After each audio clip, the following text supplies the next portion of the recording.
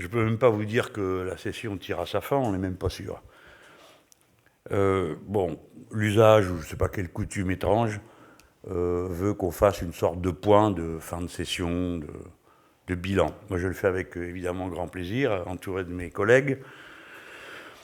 Il y a donc 1 an que nous sommes ici, et le groupe parlementaire La France Insoumise s'est rendu, je crois, assez remarquable pour qu'on puisse faire à cette étape un bilan positif de son action. En premier lieu, le groupe parlementaire La France Insoumise est devenu une entité politique connue, reconnue dans le pays, et il a accompli la fonction qui était attendue de lui, c'est-à-dire de rendre visible et législatif un programme, l'avenir en commun, et des mobilisations, celles qui se déroulent tout au long de l'année dans notre peuple. Le groupe a donc choisi une technique, une tactique, une forme de combat qui unit la présence à la tribune dans les commissions et les manifestations, la présence dans les combats. Cette tactique a fini par être efficace. Nous pensons que nous avons porté des coups, et des coups rudes, au nouveau régime, au point qu'aujourd'hui, sa réputation est moins bonne que ce qu'il pouvait espérer au bout de seulement 1 an.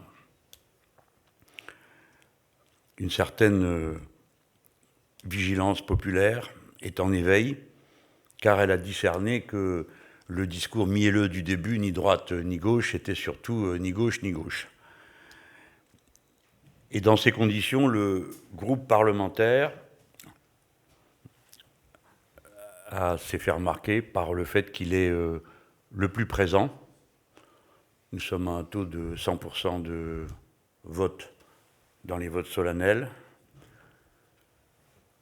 Les chiffres permettent de savoir que nous sommes présents 37 semaines pour une moyenne tout groupe confondu de 32, que nous sommes ceux qui font le plus d'interventions en commission, ceux qui font le plus d'interventions dans l'hémicycle, ceux qui font le plus d'amendements et ceux qui en signent le plus.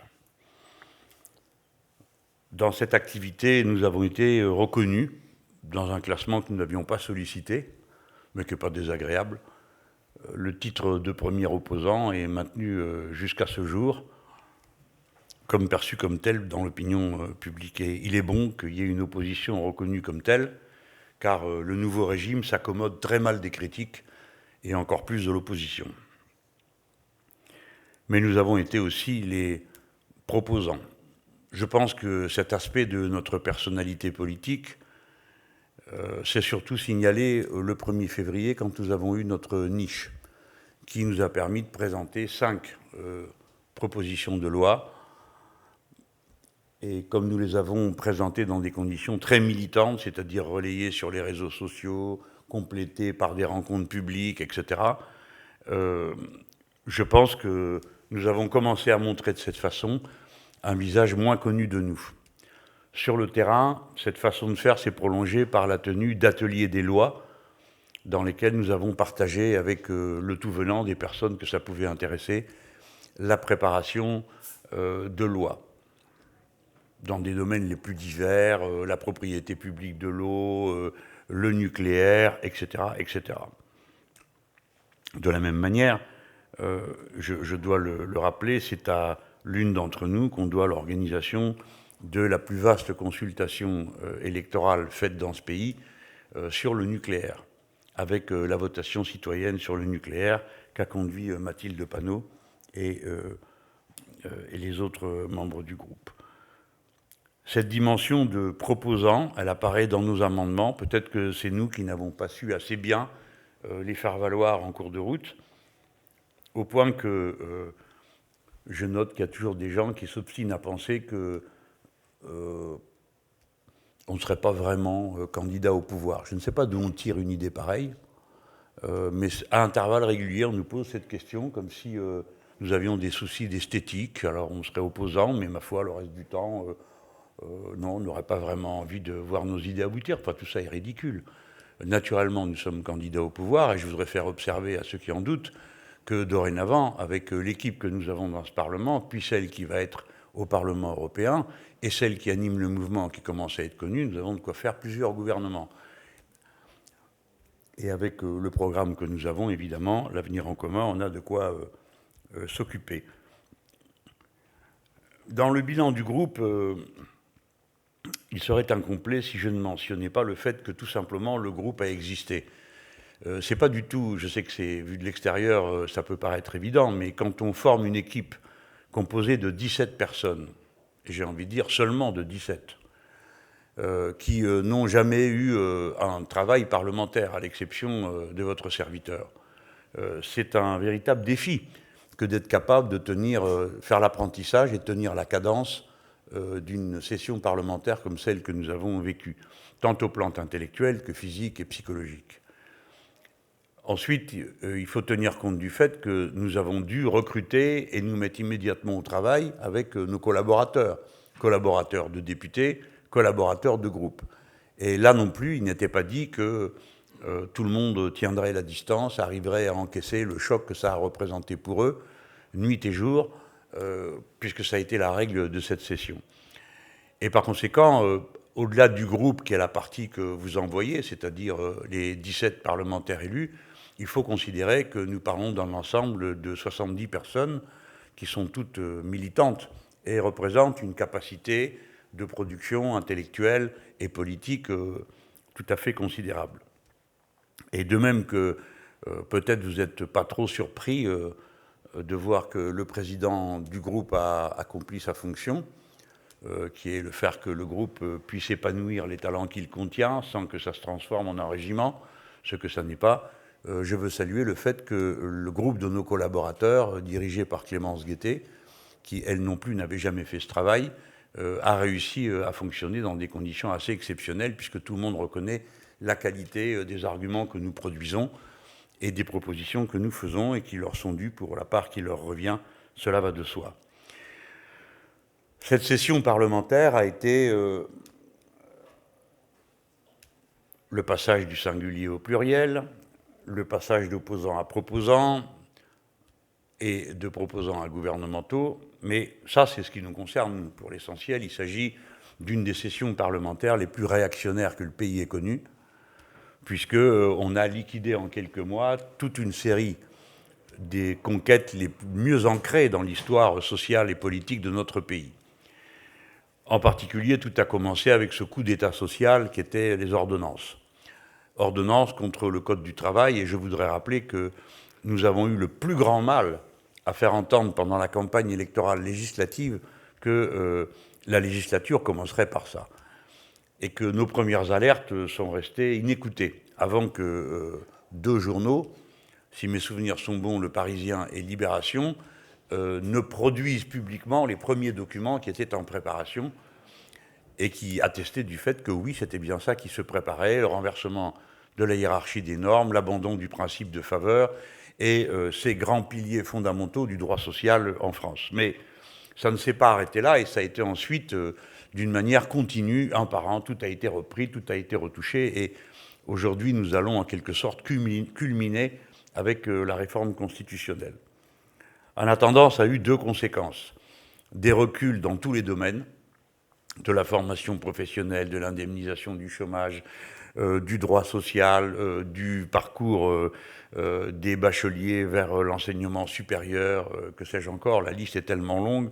Dans le domaine du droit d'asile et de l'immigration, le vote de toute une série d'horreurs qui auraient été qualifiées d'odieuses ou d'extrême droite il y a encore quelques années, et qui ont été présentées quasiment le sourire aux lèvres comme des choses banales, telles que l'enfermement des gens pendant 95 jours, c'est-à-dire plus de 3 mois, sans que ça ait l'air d'émouvoir. Alors, enfermement des adultes et des enfants, hein, ce qui a provoqué une très grande émotion aux États-Unis d'Amérique. En France, et finalement, n'a pas été trop ou aussi contesté que nous, on l'aurait espéré.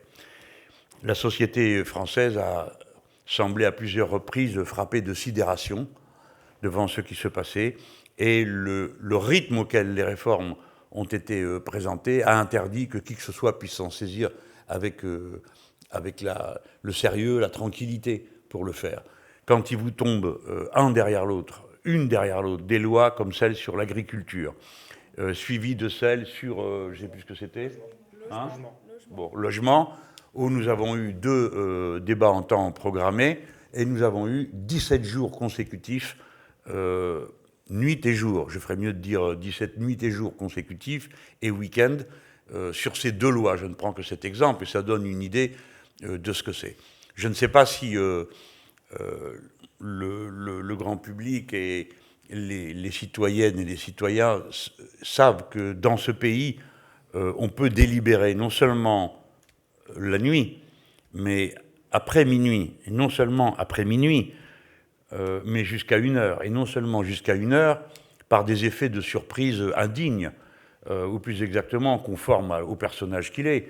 Monsieur de Rugy peut, à tout propos, en annonçant d'abord un arrêt de la séance à 1 heure du matin, la prolonger jusqu'à 2 heures, et y faire passer de cette manière des moments de la loi que l'on considère comme particulièrement scélérats. Ça a été le cas de la demande d'interdiction du glyphosate, qu'il a fait passer à 2 heures du matin après avoir promis que la séance s'arrêterait à 1 heure, et nous étions donc tous organisés pour être présents le lendemain, mardi, si mes souvenirs sont bons, et qu'il a expédié dans la nuit du lundi au mardi. De la même manière, le retrait des lobbies cultuels de la liste des lobbies s'est opéré à 2 heures, plus de 1h50 du matin, alors qu'il était convenu que la séance s'arrêterait à 1 heure. Mais là, je parle d'horaires quasiment modérés, car nous avons connu des séances jusqu'à 5 heures du matin. Bon. Alors je sais que le régime a entretenu une forme d'antiparlementarisme basique, notamment quand son débat inaugural se fut sous prétexte de modernisation ou de rétablissement de la confiance, le titre ayant changé plusieurs fois, on ne se souvient plus comment ça s'appelle, mais ça a quand même duré plus de 15 jours pendant lesquels de nouveaux élus ont procédé à un bashing ininterrompu de la fonction parlementaire pour la plus grande joie du Café du Commerce et du président de la République. Et il en est resté des traces que l'on peut observer continuellement. Et c'est devenu maintenant quasiment une habitude de décrier les parlementaires. Lorsqu'on nous plaignons des cadences et des horaires, on nous dit, on lit parfois dans la presse, vous êtes assez payés pour ça. C'est incroyable. Tout ça finit toujours mal. Décrier les parlementaires, dénigrer le Parlement, finit toujours mal et toujours de la même façon. Il arrive le moment où on se demande à quoi sert le Parlement et où la tentation existe de s'en passer. Nous sommes au seuil de cette tentation avec le texte qui arrive à partir d'aujourd'hui. Le bricolage constitutionnel est ici une habitude absolument permanente. Je dis bricolage constitutionnel parce que la Constitution, bien sûr, n'interdit pas, mais ne prévoit pas que le gouvernement soit systématiquement celui qui amende parfois le plus ses propres textes. Autrement dit, arrive ici un texte proposé par le gouvernement, et bien sûr, nous déposons des amendements qui, bien sûr, comme l'a dit une présidente de commission, sont tous rejetés, mais c'est le gouvernement lui-même qui amende ses propres textes dans la commission avec l'appui d'une série d'automates qui lèvent la main en cadence et qui, le reste du temps, se lèvent pour acclamer dans l'hémicycle, comme chacun a pu le voir. Cette pratique curieuse du rapport de l'exécutif et du législatif est devenue maintenant la norme. On a vu des textes de loi arriver avec 65 amendements du gouvernement qui ont fait que le texte de loi est passé de 60 articles à 120. Eh bien, ça aussi, c'est une de ces pratiques détestables qui vise à donner l'impression d'un travail parlementaire méticuleux, alors qu'en réalité, on aura effacé les parlementaires, l'opposition, tous ceux qui proposent leurs textes, au seul profit de la discussion des textes du gouvernement, amendés par le gouvernement, votés par les amis du gouvernement, et aujourd'hui, on en a la statistique, fort peu mis en décret par le gouvernement lui-même, qui semble moins soucieux, une fois qu'il a fait voter une loi, de l'avoir appliquée, qu'il semblait au départ intéressé à le faire, si bien qu'on finit par se demander lesquelles de ces lois ne sont pas de purs actes de communication et lesquels sont de véritables textes normatifs. Le bricolage constitutionnel, vous l'avez vu sous vos yeux hier, dans une scène absolument incroyable, où le président de la République, faisant écho à nos protestations, décide, sans avoir prévenu personne, d'amender lui-même le texte qui va, dont l'examen va commencer tout à l'heure, après la séance des questions d'actualité. On a entendu le président de la République dire qu'il allait présenter un amendement. Alors tout ça est assez déplorable. Le président de la République ne peut pas présenter d'amendement. C'est le gouvernement qui conduit la politique de la nation et c'est lui qui dépose les textes. Et le président ne peut pas avouer à la tribune du Congrès que c'est lui qui suggère des amendements au texte de son gouvernement. Ce n'est pas comme ça que le texte constitutionnel prévoit l'ordre des choses. Et enfin, il semble lui avoir totalement échappé que quand on propose un amendement qui prévoit que le président de la République va écouter la réponse et répondre, eh bien, on change la nature de l'organisation de l'exécutif. Nous sommes donc dans un régime ou totalement présidentiel, où le Premier ministre ne sert à rien, ou bien nous passons dans un régime qui reste tel qu'il est, mais où le Premier ministre est un décor ou un exécutant, un collaborateur, comme aurait dit un précédent président de la République. Je suis frappé de voir que ce moment si spécial n'ait pas davantage percuté les observateurs. Au fond, la tribune du Congrès de Versailles rend fou. Nous l'avons déjà vu. Nous avons vu un président lui aussi inventer la déchéance de la nationalité à la tribune dans un moment d'émotion. Et là, nous avons vu le président s'inventer une fonction de capacité d'amendement qui n'existe nulle part dans les textes et qui, si on voulait bien y regarder, serait même condamné. Tout à l'heure, nous allons démarrer avec un texte qui prévoit de réduire le nombre de parlementaires. Alors, nous n'avons qu'une seule question à la bouche. Pourquoi moins de parlementaires garantirait une meilleure démocratie ? Comment moins de parlementaires vont réussir à travailler des textes qui apparemment vont pleuvoir d'une manière encore plus dense qu'auparavant, puisque les propositions constitutionnelles prévoient que des lois soient votées ou quasiment votées en commission, discutées seulement en commission, que le passage en plénière devienne une formalité administrative, que le droit d'amendement soit donc ainsi réduit et ceux du gouvernement augmenté, puisqu'il aura une maîtrise plus grande de l'ordre du jour. Je ne vais pas faire ici l'analyse détaillée de cette loi, mais ce qui est clair, c'est que nous sommes dans une situation où nous sommes en transit entre la monarchie présidentielle et la monarchie présidentielle absolue. De tout cela, le groupe parlementaire sera un combattant et un oppositionnel déterminé. Nous allons voir cet après-midi comment tout ça va se passer et le reste de la semaine. Tel qu'aujourd'hui se présente l'ordre du jour, nous sommes déjà dans une espèce de quasi-chaos, puisqu'il est garanti que ça ne rentre pas en nombre d'heures dans les délais prévus. Que va-t-il se passer après ? Eh bien, nous ne le savons pas. La question a été posée ce matin, nous n'avons pas eu de réponse, sinon que ça finirait par se passer comme il le souhaitait.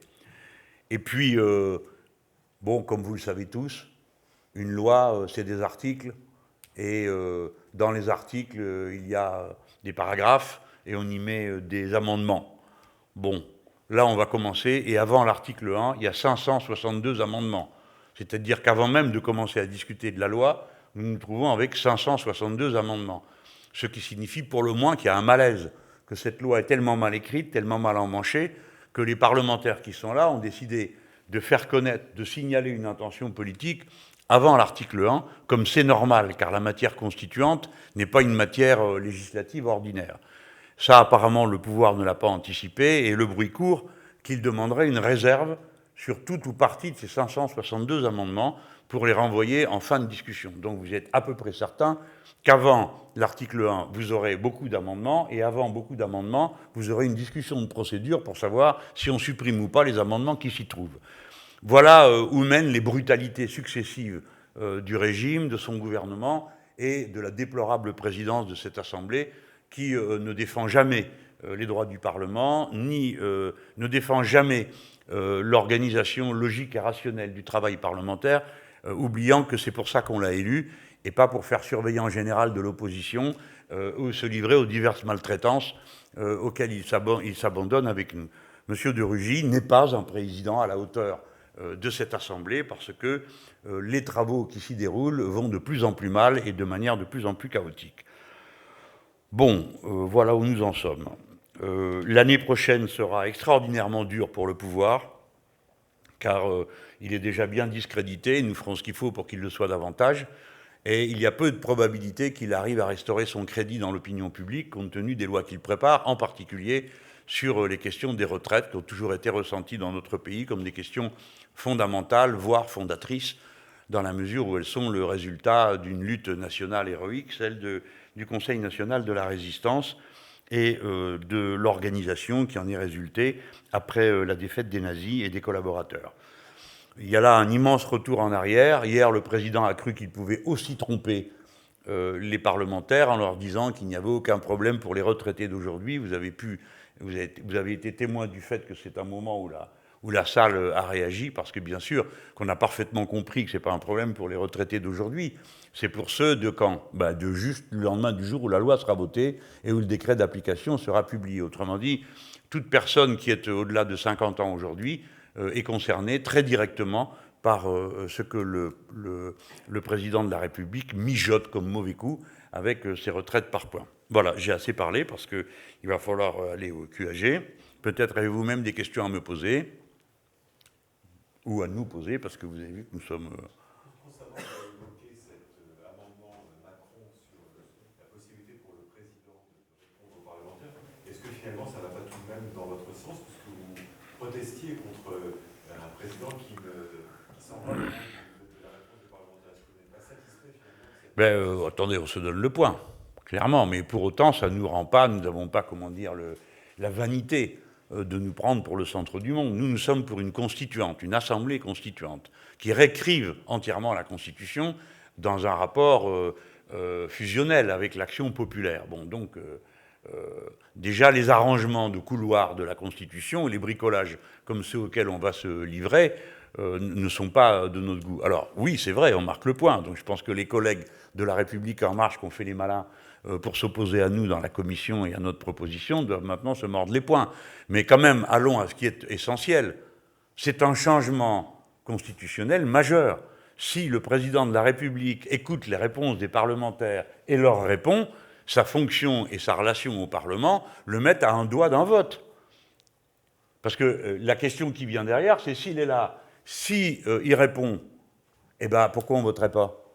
Ça s'appelle un vote de confiance. Ça existe déjà. C'est le Premier ministre. Et dès l'année dernière, c'est le Premier ministre qui est soumis à ce vote. Et je vous rappelle que l'année dernière, nous avions dit déjà qu'il tordait le cou à la Constitution en faisant un discours un jour avant le Premier ministre pour dire la même chose que ce que disait le Premier ministre, c'est-à-dire un discours de politique générale. Hier, il y avait aussi un côté politique cantonal que j'ai reconnu, par l'abondance des détails auxquels il s'est abandonné sur tous les sujets, tout y est passé, l'agriculture, la pêche, que sais-je encore, tout y était. Bon, ce discours a donc pris une tournure qui est déjà celle d'une déclaration de politique générale. S'il reste, qu'il écoute et qu'il répond, alors qu'est-ce qui empêche qu'on vote? Et si on vote, le régime fait encore un nouveau changement. Je crois que là, il n'a pas bien maîtrisé, il a traité ça avec trop de désinvolture.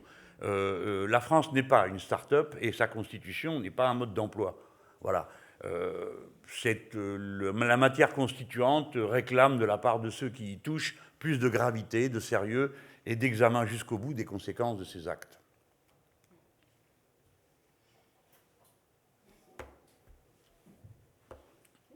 Tout va bien? Et bien, une fois, deux fois, vous savez, ça va vite. On ne va pas le faire à la bougie, il fait déjà assez chaud. Hein. C'est bon? Eh bien, merci à tout le monde. À bientôt.